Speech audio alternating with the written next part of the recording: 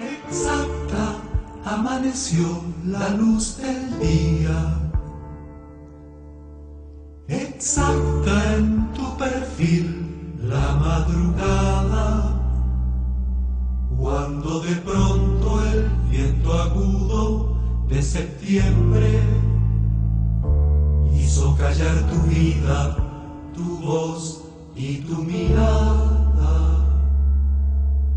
Se fue tu cuerpo a la extensión del sueño,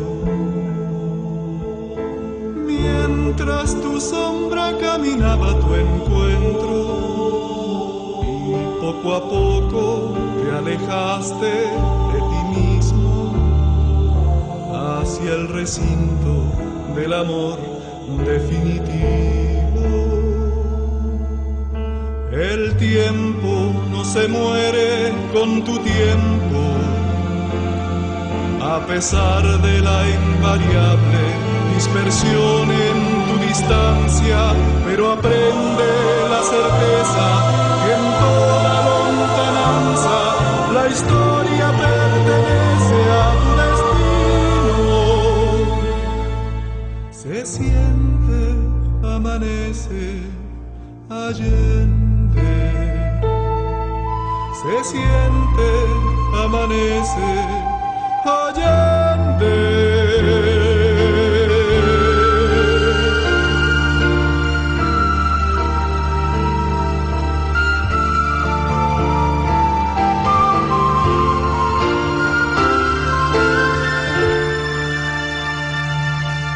Alzabas el destello en primavera, abriendo nuevo espacio a los sentidos, con solo ansias de justicias necesarias para cumplir así los signos prometidos.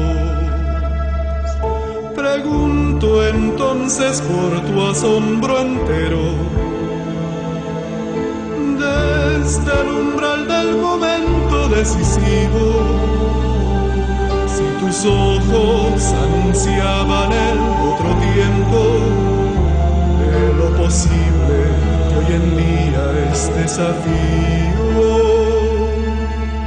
Pregunten por su aliento detenido, quienes por vida y omisión no conocieron su palabra, pues no escapa la evidencia que su vida sin tardanza reclama una presencia en el camino.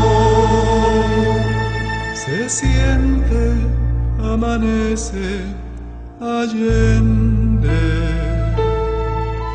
Se siente, amanece, allende.